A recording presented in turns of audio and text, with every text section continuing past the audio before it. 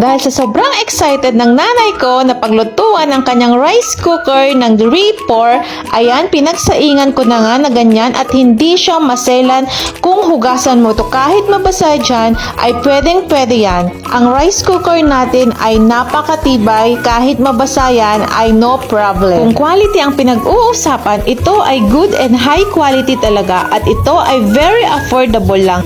At pwede rin itong pagprituhan, lagahan at kahit ano ay pwedeng-pwede talaga. Nire-recommend ko to sa mga nagdo-dorm talaga at napaka-useful ang ating rice cooker ng 3-4. Ayan, at napakatipid ito sa kuryente kasi 600 watts lang ito at hindi siya matakaw talaga at tipid na tipid kayo pag ito ang ginamit nyo, ang ating rice cooker ng 3-4. Ayan na nga, luto na siya at napakabilis talaga siyang makapagluto ng ating kanin. Kaya kung gusto mo rin to, i-check out mo na rin dyan sa ating yellow basket.